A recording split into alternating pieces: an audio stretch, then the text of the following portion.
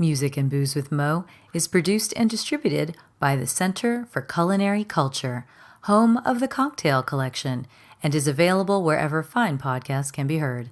The Center for Culinary Culture, telling the story of food and drink, one taste at a time.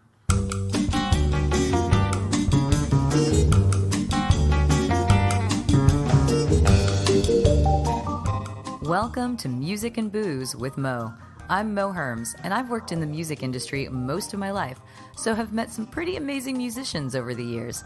I also love a good cocktail, and I've encountered some really interesting bartenders as well. It seems that there's a lot of crossover, so when I can, I like to talk to musicians and bartenders about music and booze.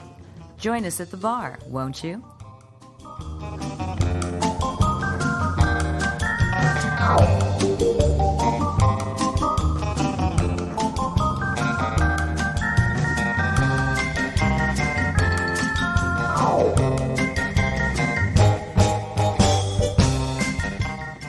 Music and Booze with Mo is brought to you by The Mermaid, a cozy neighborhood bar with an aquatic flair in the Little Tokyo area of downtown LA. Open 7 days a week, featuring tropical cocktails and snacks, The Mermaid also has a daily happy hour from 5 to 8 p.m. Follow The Mermaid on Instagram at TheMermaidLA to hear about upcoming events and check them out at themermaidla.com. Head to 428 East 2nd Street, Los Angeles, for a drink.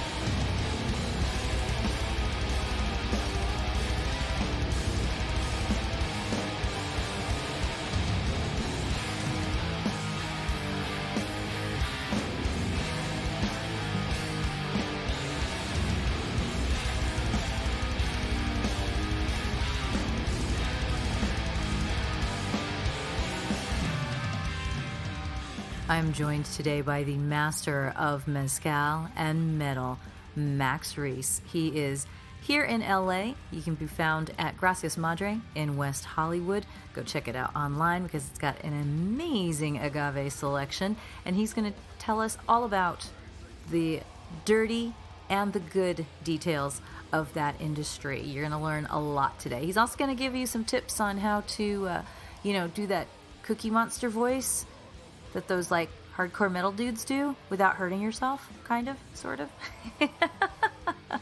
And also we'll talk about all the various reasons we're going to hell. So we talk a lot, so let's get into it. All right, I turned on the recorder. We're recording, and it's all just audio. You don't have to worry about looking alert or anything like that. Oh, okay. Thank God. Yeah, right? But yeah, I always like to start these things, just introduce yourself and where you're at, what you're up to, whatever, shit like that. So okay. You are? Oh, my name's Max, Max Reis, full name Maxwell, but who has the time for that? I'm usually the beverage director at Gracias Madre in West Hollywood. I like cocktails a lot, and I make a lot of them. And I also specialize in agave spirits, and more specifically, ethically sourced, high-quality agave spirits. And I'm a bit of an advocate on that forefront. Which I love. And thank you. I'm also a big fan that I get to do that and call that my job. Yeah. I feel very lucky and fortunate. Very gratifying aspect of a job that can normally be mundane to most people, I think. Yeah, you're really lucky that you have that opportunity to use your platform to teach people about ethically sourced mezcal, mezcal and all that, because as we know, there's not a lot of that out there in the world. Yeah. What sent you down the agave route? It's kind of hard to put my finger on that because I've been asked that quite a few times, and I feel like I've gone back and I've listened to podcasts I've been on where I've been at that before, and I'm like, wow, I don't really have a set answer for this. It just happened. Yeah, well, I'd say this is a good way to kind of tie it into music a little bit, is that I have always kind of loved to enjoy something that is a little off the beaten path, I'm a huge metalhead. I love to show someone a band and have them go, oh my God, I can't believe you listen to this every day, or this is so abrasive. And I'm like, no, it's an acquired taste. You know, it's musically magnificent. You just have to learn how to listen to it. And I honestly think maybe mezcal kind of sent me down that same path, because I was working behind the bar. I love mezcal. I remember trying my first mezcal, and I remember going, oh my God, what is this? It's big. It's, you know, it's like something I've never tried. Most people would probably find this super abrasive. It's high in alcohol. Keep in mind, this is out of a water bottle my buddy brought back from Oaxaca. Right. It wasn't the stuff that most people try first. It wasn't the, you know, with Guazana Rojo, you know, it was actually good mezcal. Brought back by a bartender, and I remember going, this is great, I love it, and looking for it, and it wasn't really commercially available here in the United States yet, but as it became more and more available, I just was like, oh, there it is, I need it. And while working behind the bar, I was fortunate enough to work in programs that were very spirit focused. I was working behind the bar at Republique, and which was more eau de vie focused, and lots of cognacs, but they had a really beautiful curated, you know, back bar. And I was just nerding out with my boss, Sean, at the time, over agave spirits nonstop. And I was consulting at Gracias Madre. And once I kind of figured out, you know what, I am an advocate for this, and I know a lot about it comparatively to most people, but I have the tools to become top of my field if I really put my head to it, and know more than anyone else I know. So I just started, just basically anytime somebody was like, hey, do you want to sit down and have a conversation about my brand? Even if it was a brand I didn't like, I went, yes, that's absolutely what I want to do. And any books that come out, I would read. And anytime I had an opportunity to go to Mexico, I would go to Mexico. But I'd say that's the biggest, you know, it's just like once you start going down to Mexico and learning as much as you can intentionally about it, and not just going down on brand trips and going, oh, I'm going to get, you know, fucked up with these bartenders, and, you know, and you go down and you start trying to learn, you know, that's where I'd say you get the most. I'd say, so that was it for me. You know, it's just like, I'm obsessed with the beautiful culture, and it's nice to come in early because you actually have a say in kind of how people are going to perceive it moving forward. Yeah, totally. I mean, I've been an agave person. I grew up close to the border, right? So that was kind of like, awesome. I was in high school drinking Cuervo, which is terrible, but again, I was in high school. Right.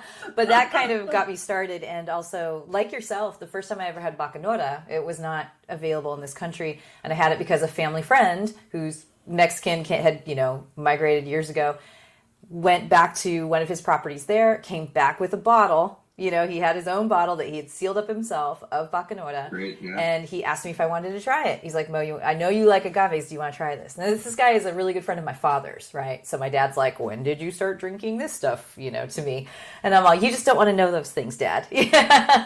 But he's from Sonora? So he let me try some of it, and I was just like, whoa, this is like the best tasting gasoline ever. That was like the first thing that came to mind for me. And then he told me a story about how they actually they used to use it as gasoline sometimes as well if they ran out in their Jeep. Pour that in there, it'll get us the last couple miles, you know? Oh, wow. And I just laughed. I don't think that's exactly what you're serving me, but I like the kind of legend behind it, you know? Yeah, absolutely. Yeah, paints a picture. Yeah, exactly. And my impression at the time was that, you know, mezcal and bacanora, all this stuff down there kind of made me think of like cachaça, aguardiente. You know, my family's South American. So it's the stuff it's the moonshine of the country that you're speaking of, you know, and cachaça, I think it's well reported there are thousands of cachaças there because they make them in each village and all this. And I know with mezcals, a lot of it, originally, each village had their own mezcal, yeah? You know, in the proper region. I mean, for me, mezcal is, it's not even like as much of a village making something, it's everyone making it. I mean, it's, you'll go down to these villages in Michoacan, and you'll go and yes, you'll be visiting a producer that's renowned and everyone says that he makes the best mezcal in the village, but you'll go and they'll have these communal fermentation vats where, you know, during the season where they're all making mezcal, they all take turns making batches of mezcal in these communal settings. And you come to realize that, like, yes, even though there's somebody that is obviously the most knowledgeable in town and he's renowned as being the family that does that the best, it's everyone makes it, you know, mezcal is typically made in someone's backyard for their family for, you know, celebrations and parties. And I mean, that's what it is. I grew up I'm Jewish, I don't practice or anything, but like, it's my culture is my family does Passover and all that. Like, I think what's cool about a lot of mezcal is that you don't realize is that it's like, oh, hey, like, yeah, there's a quinceañera. I know that there's going to be in a few months, and we're just going to make a ton of mezcal, and my family is going to have a really fun party. And I think that's what that is. Yeah. No, I mean, I think a lot of cultures have that sort of thing. You can refer to the Christmas tamale, which you probably weren't aware of. I mean, if you grew up in California, then you're kind of aware of it. Or if you grew up in Hispanic places, you become aware of it. But if you're growing up in Michigan, you have no idea there's such a thing as a Christmas tamale. You're like, what does that mean? Tamale making parties. And I know my family's Colombian. The Colombian tamale is a much larger banana leaf version of a tamale. And whenever there was Cataline dropped off quite a few with me recently. There you go. Yeah. So if you if there's ever a big event in a Colombian community, somebody is making a pile of those things for that event. So I get what you're saying in terms of, I think there are lots of communities that do this. They get all together and will do something to prepare for something like that. So on your travels, the Jewish community just compares interest rates. That's all we do. Well, maybe you stay thinner than some of us Colombians. There's a lot of meat and masa in our diet. But when you're wandering, what you must have stumbled into some really amazing, just local mezcal that you can't get here, that you feel so lucky to have had. Are you have any good stories about that sort of thing? Stumbling. Oh man, I mean, always. So many, right? It's just. There's so many to try, and I don't know, it's interesting because for people that haven't been to Oaxaca, I've never been. It's on my list. Yeah, I mean, it's a breathtaking experience, but I also think that one of the things that not a lot of people realize is it's so much more special and relevant to the spirit when you try it where it's being made, and I don't know, I've had these mezcals where I'll have this religious experience when I'm trying it at the Palenque. And then you try it again when you bring it home, and it's still wonderful, but it's so different not being in the time and place where you're having it. Because I mean, I've had these experiences. I think one thing people don't realize too is when there's these varying altitudes where you're trying it. So a lot of the time when you're trying something like Bacanora, things like that, or mezcals from Jalisco.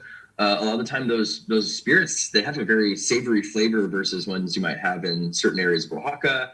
And I think what's important to keep in mind is altitude, because it's like when you're in an airplane, you crave savory, right? That's what people drink Bloody Marys. So when you're in a higher, I just never thought about that, but you're right. Yeah. Yeah. I mean, I was in a cocktail competition. That was in an airplane when we were flying to London Cocktail Weekend.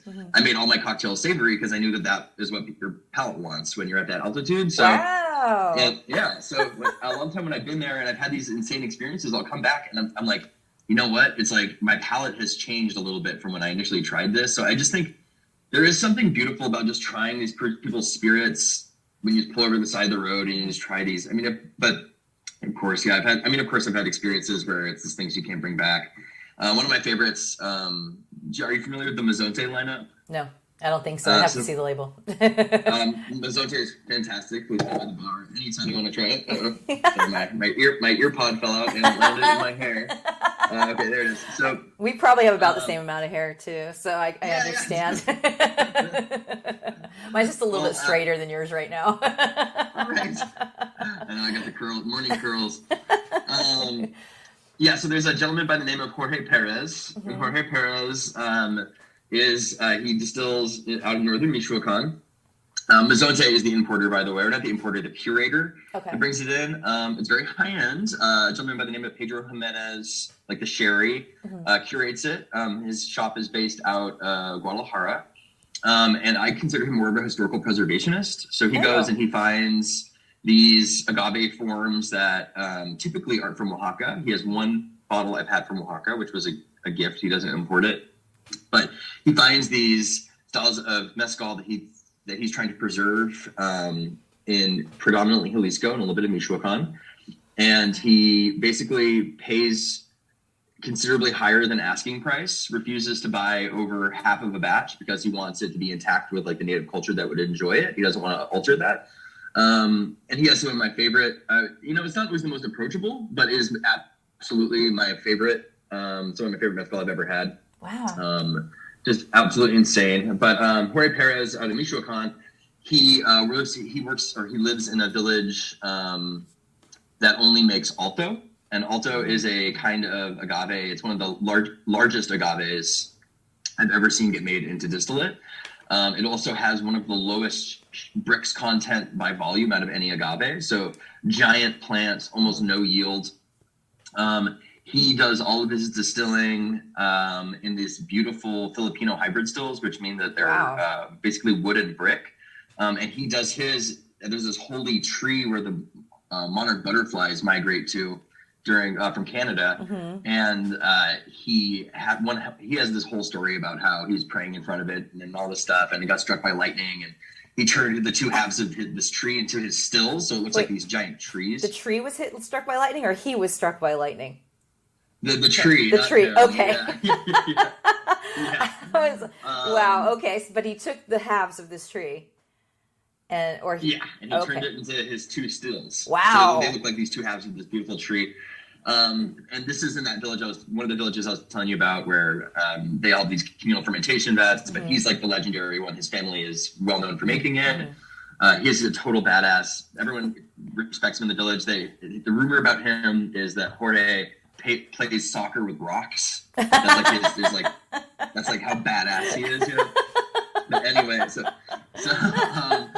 when you that's awesome. I know it's so ridiculous. He's like a rock star. Yeah, no, but, totally. So when you go down to Michoacan, literally, you can get his stuff under exactly, rock star. Right? You can get his mezcal underneath the label of Mezcalante. And when you go to a bar there, that you'll have Jorge Perez Mezcalante, and you can get it. So all he makes is, Alto, but you can get Alto con clavo, con naranja, so what he does is he takes the distillate, he adds all these different fruits into the still for second distillation. They're all great. His original is always my favorite, super good. Yeah. But so I brought back some special bottles, and they were some of my favorites to stick around. So he also is notorious for doing some of the most experimental pechugas out of anyone I've seen. There's they basically tell you, they're like, if you're an animal and you're wandering onto Jorge's property, you better watch out, because you're gonna wind out in a pechuga. He's gonna steam you. Yeah, exactly. So he does something pretty interesting, which is not only does he do a more traditional sense where he'll hang the animal in the top of the still, but he also does one where he'll hang him in the top of the still and then also take an additional animal of the same type, and he'll actually put it in a glass aging carboy and let it rest with the distillate for a period of time. Oh wow! Kind of like Chinese, a lot of Chinese distillate. Yeah. So I brought back, which was really fun last time I was visiting him. I brought back one where he did that with rattlesnake. I have some amazing photos of it. I knew you were going to say rattlesnake. I seriously, my head was like rattlesnake. I knew it. It was pretty cool. Super psychic moment right there. I should have written it down.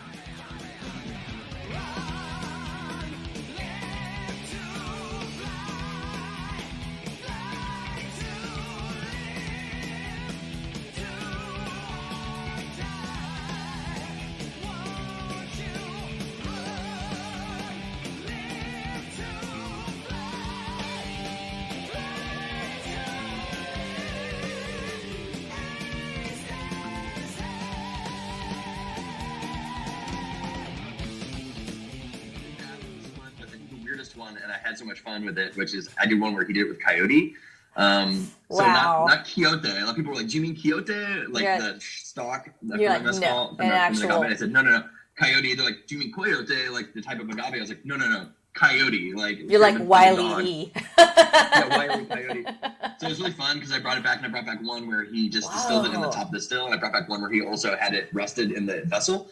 And that was my favorite because I just got to bring it around, and I'd bring it to like Sunny's Hideaway on it. Yeah. Because I get up, or something like that. I got up like 1:30 and bring it by and try the staff on it, and it was so much fun just to bring around. And it's just like there's something really cool about just like people like, "Oh, what'd you bring back from Mexico?" And I'm like, "Oh, here's this thing." But it's even cooler when you're just like, "Here's this thing you're gonna remember and you're gonna talk about for the rest of your life." Like, here's this insane bottle, and it was so much fun. That is crazy. That is crazy. It was great. Yeah, I have a question for you because you're at Gracias Madre, Yes. Oh yeah, And the you're vegan question. The vegan question. You're at Gracias Madre, which is an amazing vegan place. I was actually there maybe like 2 months ago. I don't think you were there that night. With a friend of because it's in West Hollywood, and in LA, if you don't live within a couple miles, I live on the over by Pasadena. That could be like forever as a drive.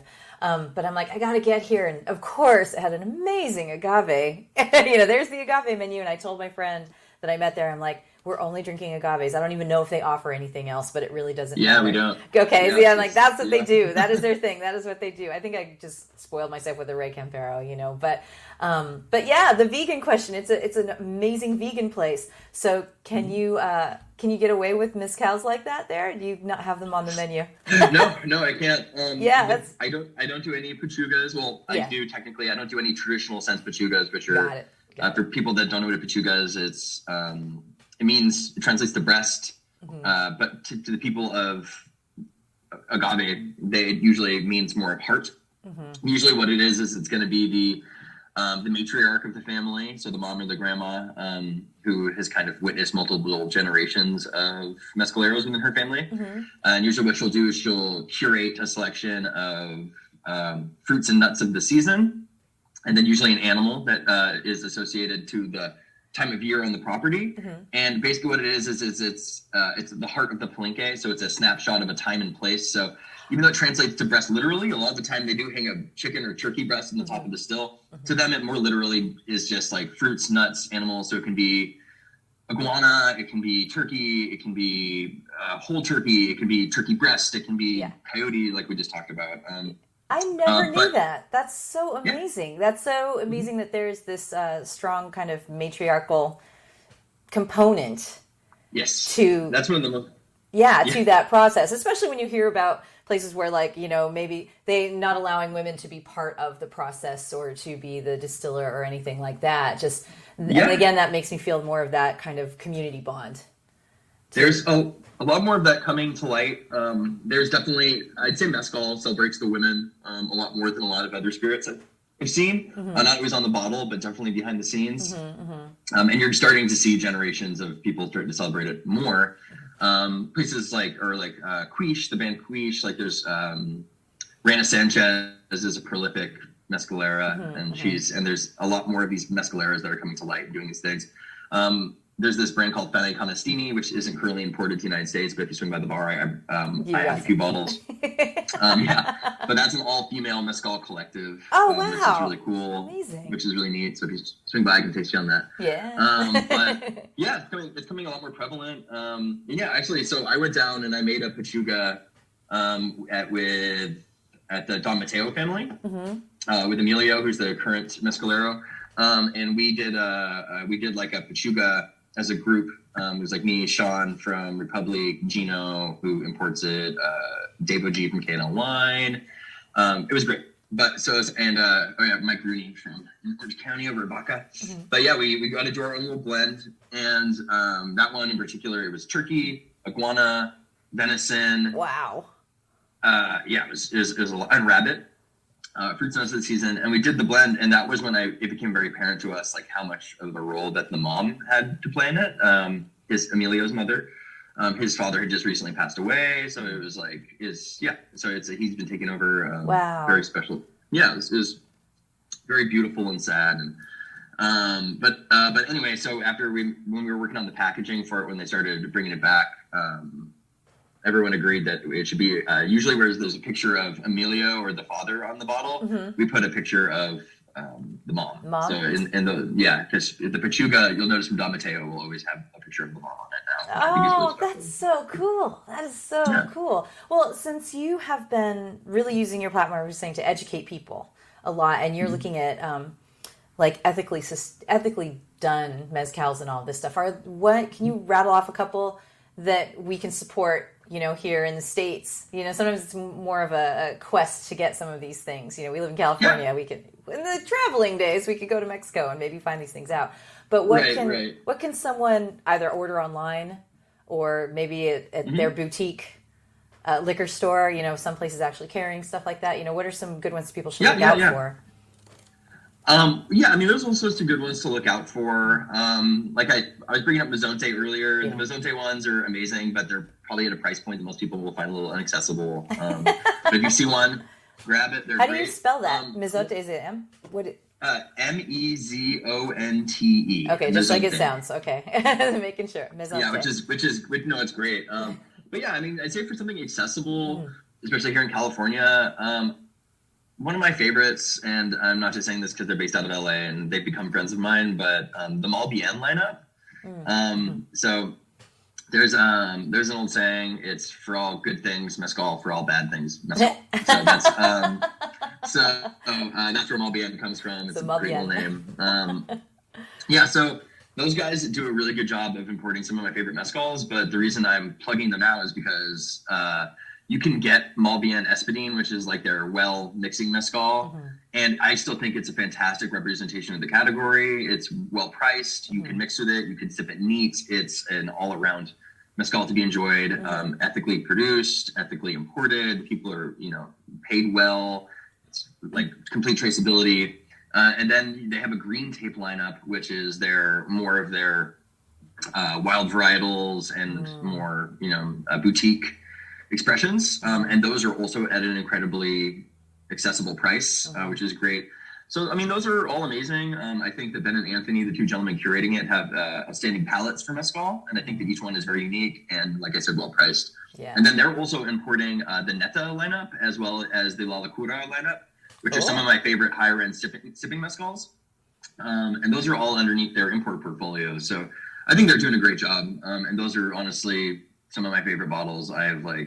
It's like kind of like one of those things where it's like I'm such a fan of their work, and then you end up knowing them, and you're like, oh, I guess you're my friends now. Yeah. It's one of those. their stuff is great. Yeah, you never know if you want to meet your idols. It doesn't always work out. No, I love that stuff. Yeah, right. It worked out this time. But, I mean, their stuff is so good. Neta Espadín has become a bottle I just always have at home. It's one of my favorite bottles of mezcal I've ever had. Neta is it's really cool. It's slang. Mexican slang means the truth or legit or like the real deal. So if you were like, oh man, neta, it means like, oh yeah, that's legit. That's the real deal. That's the truth, right? So Neta is one of my favorite curators within their curating. NETA. Highly recommend their stuff. It's not cheap, but it's worth every penny. Totally worth it. It is so good. What is also Cinco Sentidos is another one of my favorite high ends that have been being imported. Cinco Sentidos? Yep. Really, really good. Same thing. Jason, the gentleman who curates it based out of Oaxaca, an incredible palette. And their stuff's so good. It's just so good. And the money's going to a good source. You know what I mean? It's so that's kind of the other thing I wanted to ask is, you are take pride in and are teaching people about the ethically sourced, mezcals out there. So define what that is for you. I mean, it sounds like they're taking care of their staff. They're not lying about what's in there. It's an honest product. So, because there's so much out there and there's so much marketing and everybody's making a mezcal and every other celebrity is like, oh, mezcal's cool. Let's own a mezcal. It's like, who's really doing the work? You don't want to get me started on that one. A little bit. I do a little bit. I mean, for me, ethically produced mezcal, I think there's something. Imagine you're going down to Mexico, like everyone claims they are. A lot of time it's not. But imagine you're going down to Mexico, you find a person that has been making this beautiful spirit for generations in their backyard. If you were to approach them and all of a sudden go, great, I need you to make 10 times as much. And you have to keep in mind, these plants take a long time to grow. 8 to 12 years, for Espadín, which is the most common varietal, but they get wild agaves, way more extensive. Imagine going to that person and being like, okay, I need like a bajillion times more than you're used to making. So like, how are you going to cut corners? I'll help you cut corners. And also like, I'm buying so much that I want to discount. I want like all these, there's all these going down there and trying to monetize it and try to make a business out of it. It just doesn't make sense. It's not portable. It's like people, I mean, I say this as a total hypocrite, but it's like, if you want to get drunk and take shots and all that stuff, like agave spirits aren't the most sustainable option for that. In my opinion, like, you said you grew up on aguardiente. Great sugar cane is you can grow a ton of it. You can grow a ton of it quickly. You can make it ethically. It's a very terroir driven spirit that's beautiful. And if you drink the shit out of it, you're not gonna like run out as quickly as like basically the mezcal season's blowing up. But you know, it's like when you look at a bottle of mezcal, like that's not a brand, it's a person. And sometimes it ends up scaling, and that's the whole thing is once you scale up something that small, you have to be really careful about how you do it, because it very quickly deteriorates what it should be at the base, which is like an example of terroir and a person handling that terroir and what they want to bring to you. So if you look at a bottle of mezcal and you don't see who makes it on it, it's a warning sign a lot of the time, you know. And brands like Del Maguey, you know, they're a big brand, and they used to have who made their stuff on it, and now they don't. But and they have reasons for that, or maybe we can talk to them about it. But there's a lot of smaller brands that could be more boutique and could be more transparent, and they don't have that information on there. And I think that once you start looking at eliminating the backstory behind it, which is something that makes it beautiful, makes it unique, it actually makes it a distinguished, unique spirit. And you start hiding that, and you start making it more branding. And like at Gracias Madre, I don't carry any underproof mezcal. Like I carry basically 44-ish roughly % and below, because that's what you would serve it at traditionally in Mexico. I don't carry 40% mezcal, you know, because that's an Americanized product that is designed to be an intro, which is fine, to the people of to ideally start enjoying mezcal under other aspects. But yeah, I just don't mess with that stuff. So it's I think you can at this point. Like I understand, you know, 6 years ago needing to be more or less choosy about what mezcals you bring in, but you don't have to do that anymore. There's so much good stuff on the market that you don't have to support people that you don't feel 100% behind. And I'm not saying that like, oh, these people are doing a bad job just because it's 40%. I just don't need it. I don't need it, you know. Yeah, why settle for that? What's the most? There's no point. I totally get what you're saying. It's like it's been insane to see how mezcal has blown up, really, and become so available just in the last decade, I guess. I'm trying to think, maybe even before that, 15 years or something. You know, it was something I saw occasionally here and there, and nobody really knew about.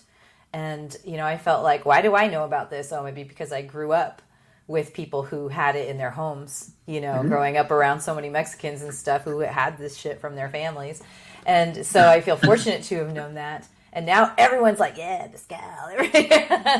Right. Well, yeah, but you're just putting it in a margarita. I actually like to sit home and sip it. You know? Yeah, you know. Which is cool. Do what you want. Yeah, I mean, like when I went to De Leo for the first time, which is one of my favorite bars I've ever been to. It's down in Guadalajara. The gentleman who runs Mezonte is actually it's his cantina. Okay. So they don't mix with mezcal there. They don't. Like if you want to drink, you have it with rum or whiskey or tequila. Like they don't mix with mezcal. They'll talk to Pedro about it, and he's like, well, I'm not opposed to it. And he goes, I've had good mezcal cocktails. I just choose not to do it at my bar. It's like, and you know, that's like, but you know, here in America, like, I'd say one of our only things we can actually claim to having contributed to like food and drink culture, like independently, is cocktails. You know, like we cocktails. So it's how we intro people to things, and I love cocktails. You know, I mean, there's no shame in it, but I think we can mix with respect. For sure. Yeah. So we need to talk about music as well. And so my first thought, I was like, what is the most metal of mezcals? Because I know you're a metal guy. But maybe we could go to the metal thing. Because have those worlds ever intertwined for you? Have metal and mezcal ever like have you been able? You did play a metal night for us, or I'm sorry, you bartended a metal night for us at the Mermaid. I remember. Yeah. So, but I don't know if you've had any excuse to like bring your two loves together. Yeah, well, I mean, I've done. I did my first metal cocktail night at the Mermaid, which was tons of fun. I've done it. That was so popular. I ended up doing it 2 more times. Once at Sunny's Hideaway, and then I did another one at Portland Cocktail Week at Boise. Cool. Nice. Which is really fun. I'm actually planning on doing more, but COVID. So. Yeah, totally. We'll get back to the rock. Yeah. So. But you did used to play in a band. You were telling me. You were actually. Yeah. And was it a metal band? Did you start with metal?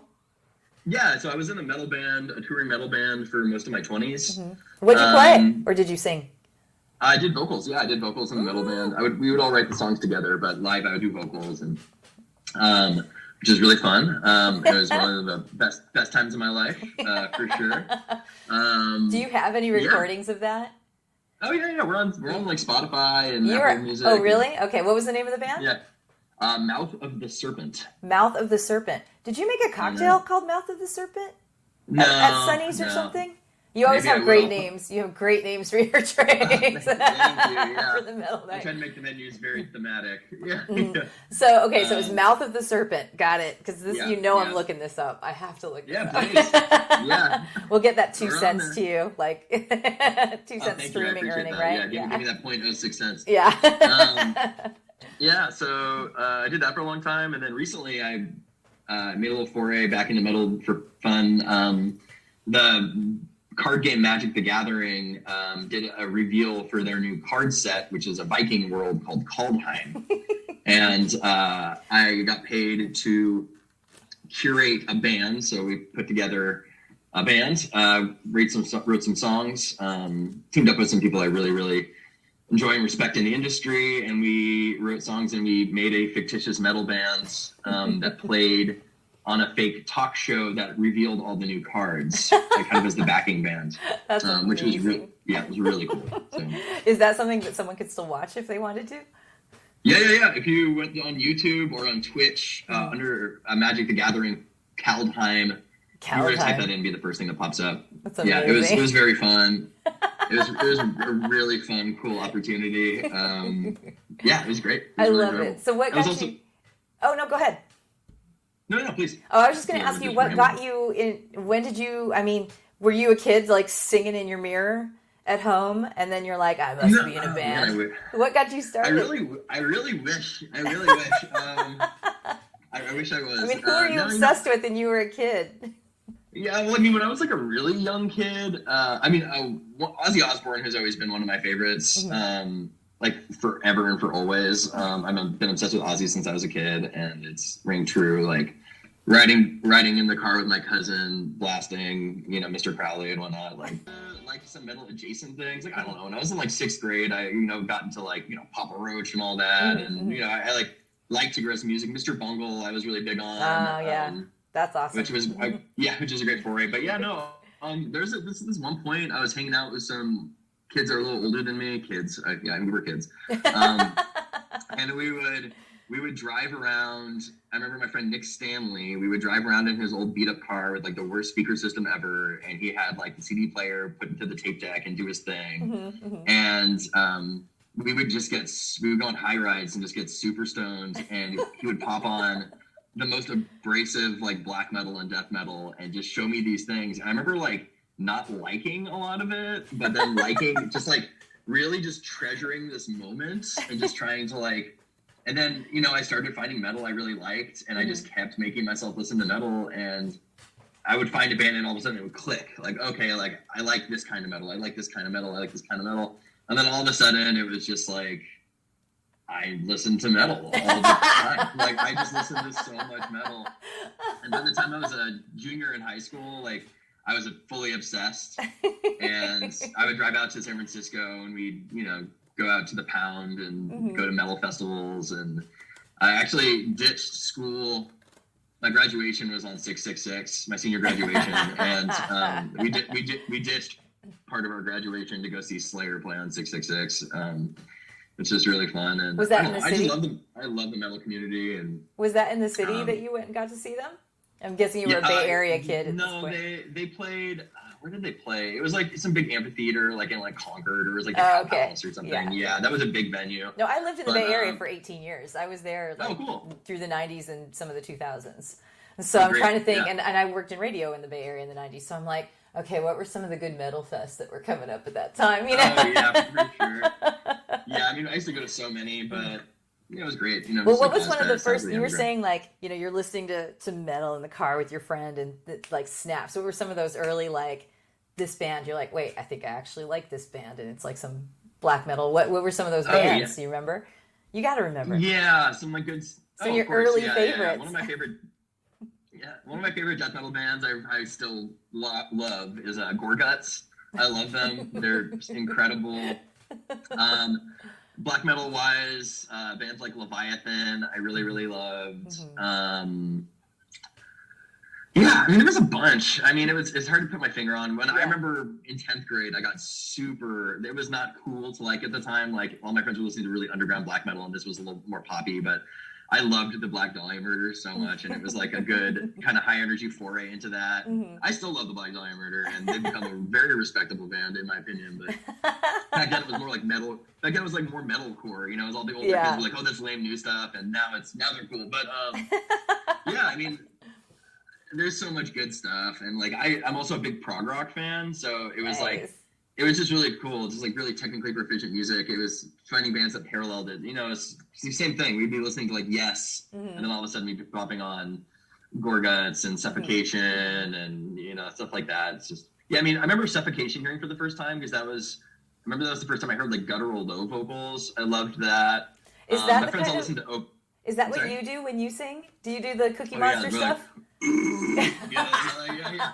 Okay, as someone who my only experience singing is like karaoke in the church choir, you know, when I was a kid. Although you know, people are kind enough to say when I sing along in the car I don't sound bad. But anytime, I figure there has to be a technique to doing that voice. I have another friend who does that voice. What is his band right now? Oh my God, I can't believe I'm spacing on his band, but you've probably heard of them. But he does that voice too. And I was just like, how can you do that without hurting yourself? You know, how does it not, God, yeah. You know, and he's like, well, after a while you kind of, you have a method. There's a way you do it so that it doesn't really like, you know, scar you up. Yeah, no, totally. I mean, it's tough. It's like, I mean, I would go. How do you teach yourself to do that? Trial and error, you know. I would look it up, and there's this woman, Melissa Cross. She has a DVD called The Zen of Screaming, which is all about techniques about how to do that without hurting your throat. Wow. But basically, it's a lot of it's in the diaphragm. Yeah. Using your diaphragm, learning how to project correctly, learning your range to operate within. I mean, a lot of it would be like, a lot of it was just trial and error, you know. But you learn pretty quick when you're a kid on tour for a month and a half. Yeah. You have 2 nights off of shows, and you realize that if you blow out your throat, you're not going to have enough gas money to get to the next gig. You learn pretty quick. But, you know, even no matter what, you know, after a 2-month-long tour, when I would come back, it would just be like, I'm not going to talk for like a month. It was just like... Oh, my God. That's insane. That's insane. Yeah. How'd you wind up in the vocalist role? You just didn't feel like learning an instrument? Or you're just that guy? I play instruments. What do you play? I play. But I'm not good at multitasking, but my friend's band, which was the one I ended up playing, their vocalist, I remember I just kept going, I could do that better. And I was like, oh, you gotta let me be your vocalist. And then the vocalist quit, and I was like, all right. So they tried me out, and I was in. So I actually did it. Hilariously enough, I actually started doing metal vocals to make fun of my friends when I wasn't into metal yet, and they were. So I would do it, and I would like try to make fun of it. But they're like, "That's actually pretty good." I'm like, okay, cool. But it's pretty fun. That's hilarious. Yeah. What instruments do you play? Bass. Bass is my main instrument. Oh my God! My friend. We just had the last person I interviewed also played bass, and then Ed Rudisell, who is Shift Drink. Podcast. He's out in Inferno Room. You know those guys. He's metal. Mm-hmm. He's also a bass player. And he's like, this is why we can never have a bartender band because everyone's bass players. That's so funny. Yeah, I play guitar too, and I'd like to say I play drums, just not enough. Sorry, 2 seconds. My iPad is telling me it's gonna die, so I'm gonna go plug it in. Oh, okay, no problem. I will remain here the whole time. Yeah. It's the magic of the iPads, right? Or the magic of all of this stuff. Let's see here. All right, changing some venue. Where's the cord? That's awesome. I remembered my friend's band name. It was Lightning Swords of Death. Oh yeah, I love that band. I've seen it a ton of times. Yeah, Farron Kersner, the singer of that, someone I've known for years. And that band is gone, and he's in another band now, and I can't remember what that one's called. Yeah, they haven't put out a release in a while, but yeah, I used to. Lightning Swords of Death, man. Yeah, they're great. Farron's they have great. a good logo. And then he draws it. He does all that art. Farron's the artist. Great. That's what he does. Awesome. So if you ever want that metal art or something, he designs album covers for people and shit. That was his day job for a long time. He's been getting really into catering for years because he's also a great cook. He's also a great cook, which lends me to that connection between music and the kind of creative culinary world. Because that's something I've definitely come across, and I don't know if that's something that you see. since you make music, you can make music, and you're also creating cocktails, learning all this stuff. I mean, do you see that kind of that link there or anything? Oh, it's just yeah. the creativity. Yeah, for sure. I don't know. Maybe it's just like how I'm personally. I know a lot of musicians that play music now, or I'm sorry, musicians that are in the bar world or the food world. Or food world, yeah. Mm-hmm. Yeah, I mean, shoot, when I got my job at Republic, Sean, who was a bit of a mentor to me, I consider him to be. I don't know if he's always like, I didn't teach you anything. I'm like, yes, you did. Yeah. You taught me everything.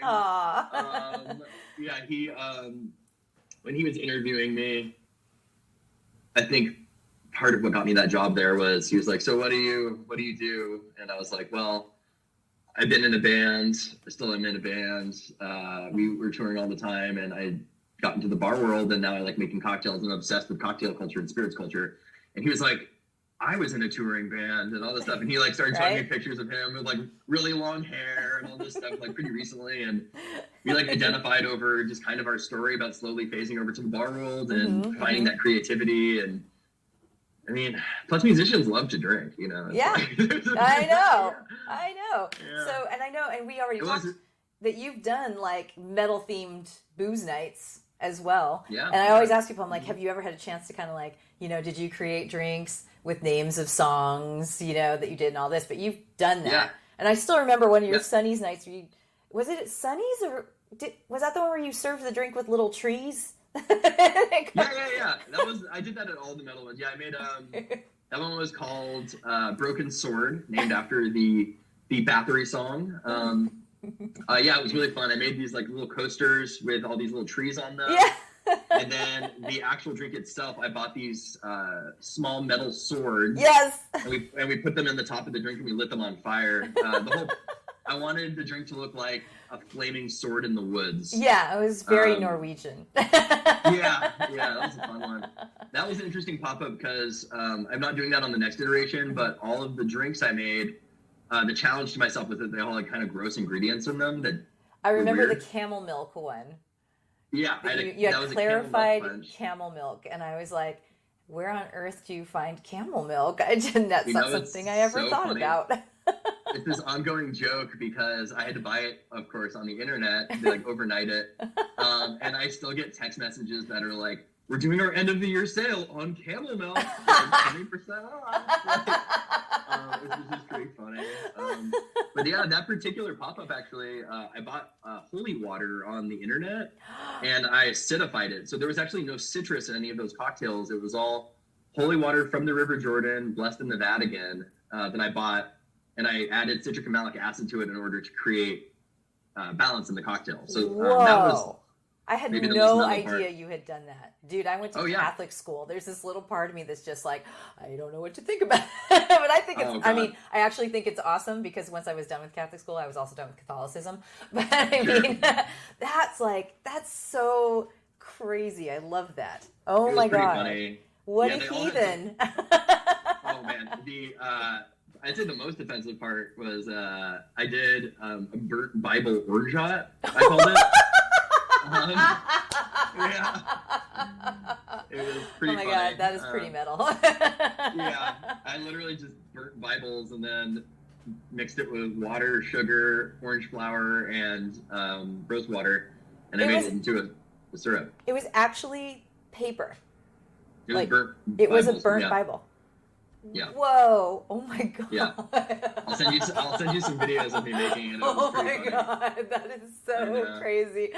I know. I had no idea. I feel like I'm sure I had some of that. I don't remember that. That was in the Flaming Sword one. That was. Oh, that was. Oh my God. Sword. Yeah. Oh my God, that is so insane. I fucking love it. It was pretty fun. Love it. So and this stuff. See, I think, I think someone without that kind of history of metal background couldn't come up with that stuff.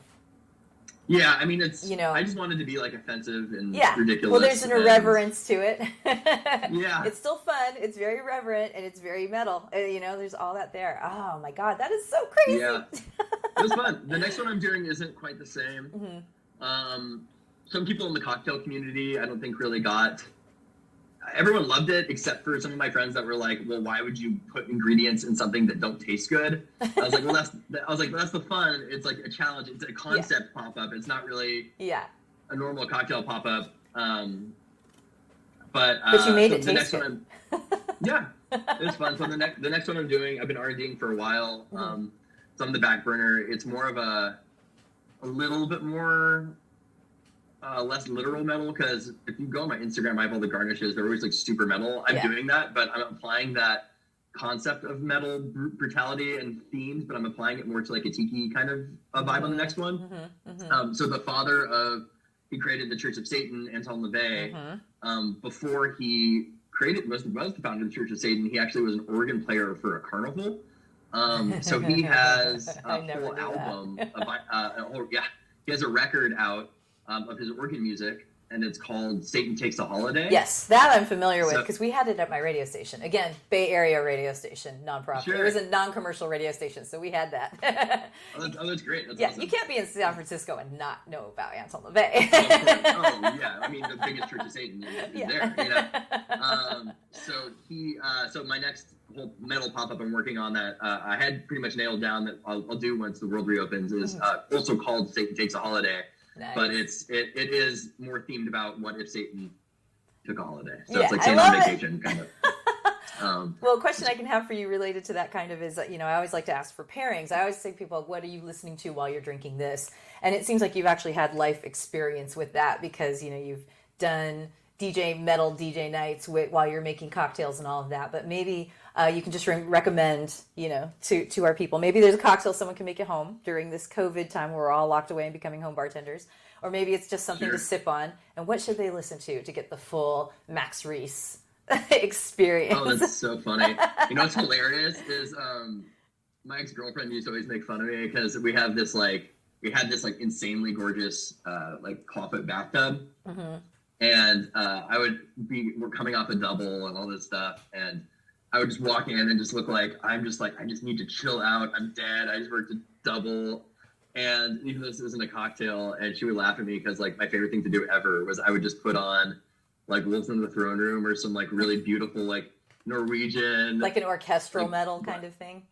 This is just it's straight up black metal, but it's got more of a beautiful kind of vibe to nature worship black metal, and I would just pour myself a giant glass of mezcal, run a bath, and just roll a huge joint. And I would just sit in the bathtub and I would just smoke weed and drink mezcal and just vibe out. See, and that is perfect. It was so much fun. I love it. And we all need that right now, especially, Yeah. Everybody, anything they can use to relax, dude. Yeah, exactly. What's funny is that a lot of my metalhead friends, they're not really that into. I mean, people are receptive to cocktails, but a lot of the time, metal musicians, they can't really afford to drink a bunch of fancy stuff too, So it's it was really funny when I was on tour because I was already working in restaurants. And I was kind of a bougie little bastard, but it was really funny because we would just drink a bunch of beer and all that. But I remember I was touring with my friend's band Apparitions, and Griffin, the singer, who R.I.P. he passed away a couple of years ago, but he was great because it was really funny because he would just drink the gnarly flavored vodkas and the handle, by the handle and all that. And I remember we passed through Napa, which is my hometown, and my friend Ian, we had a still that he would always pop failed batches of beer we'd make or wine in there, but he made really good high gravity grappa and brandy. But he gave us this bottle of. He went to our show in Oakland. We played at the old East Bay Rats Clubhouse. I don't remember what it was called. I used to know. I used to bartend, or not bartend. I used to DJ at a bar where they were our door guys. So I remember going to parties there, but I can't remember what it was called either. There you go. Perfect. Yeah. But yeah, we went there and he brought me this giant bottle of 93% grappa and brandy that we made. And I was on the tour with all these metal guys, and it was this fun intersection point where all of them were so into the fact that I had this insanely high alcohol, but at the same time, it's this is pretty hilarious bartender nerdy shit where I'm oh yeah, we made grappa. But it was so funny watching all these metalheads just get trashed on grappa. And I'm yeah. You're you know what it is? It's booze. It works. Here you go. Oh yeah, it's the best. favorite was my buddy Griffin, because he would get drunk normally at the show, and then at some point every night I remember he would go, "Hey Max, like we have to try that grappa," and I'd be like, "Dude, you've had it the past 3 nights. Like, you just forgot. You blasted out your brains with my super grappa." Yeah. Well, I think that's probably a good point to like wrap things up and everything. You can let people know where they can find you. Your Instagram stuff, because I mean, honestly, your Instagram is both hilarious and educational, so I am a fan. You're slowly taking over the booze meme world with your creations. I'm trying to. I've been in a drought the past couple of weeks. Well, it's been a rough couple of weeks here in LA. Yeah, so yeah, that's okay. We're just trying to survive. Yeah. Yeah, you can find me online at my Instagram handle is Beer Ghost. Beer like the beverage, ghost like the spooky thing. Which was my nickname for a hangover in high school. I'd say I'm being haunted by a beer ghost. Oh, I like that. How that came about. Yeah, very good. The ghost of beer. You can find me there. Or you can come visit me at Gracias Madre in West Hollywood whenever we're open again, which should hopefully be the beginning of February. And currently you guys are doing to go for anyone who is locally based. We've actually shut down for the month. Okay. But we'll be back open soon, and I can't say exactly what, but if you keep an eye on my Instagram, I will have a fun cocktail announcement or 2 popping up here pretty soon. All right, cool. All right. Yes. Cool. So you will be able to enjoy my cocktails in some facet very soon. Very cool. So at Beer Ghost on Instagram, best way to go. So, okay, cool. Yeah. Well, don't hang up, but thank you so much. I'm going to turn off the tape recorder, but I had something else I wanted to tell you. Thank you so much for doing this, though. I really appreciate it. Thanks for and having I'm me. sure that we've taught listeners something today. Yeah.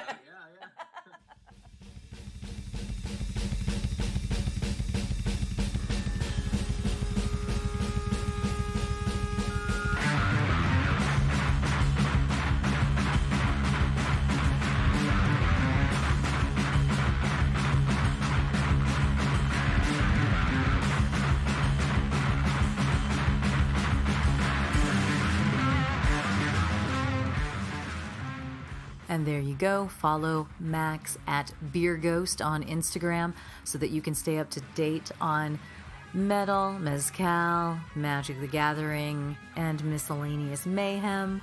I had so much fun saying that. And thank you so much for Max for being on the podcast. I've been wanting to interview him for a while because he's so nice and really fun. Couldn't you tell? You could totally tell.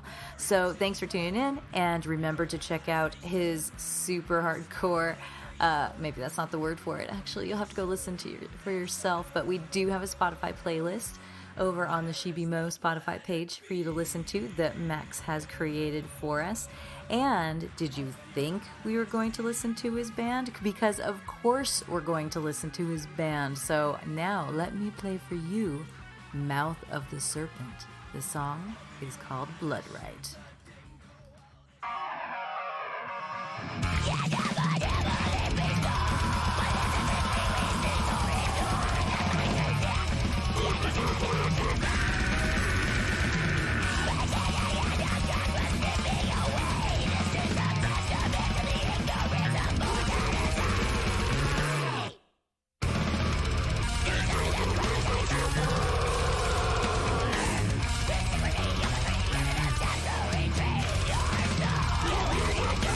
Yeah.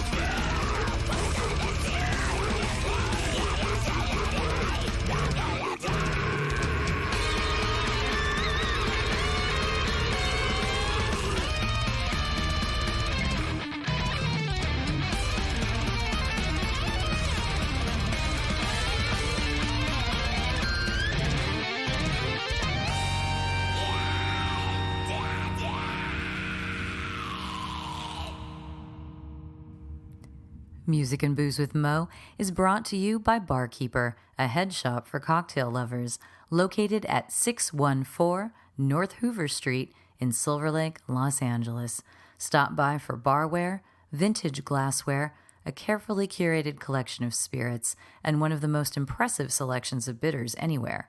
Follow them on Instagram and Facebook for information regarding spirits tastings.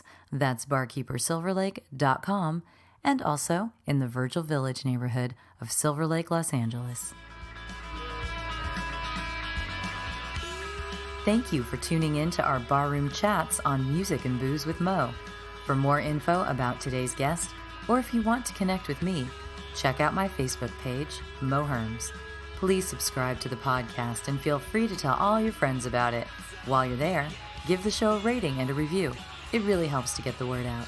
If you want to hear the playlists our guests have curated, search She Be Mo on Spotify, SHEBMO. Find pictures of the interviewees and the cool stuff they create on the Music and Booze with Mo Instagram account. Lower your expectations and join us at the bar. Till next time, cheers.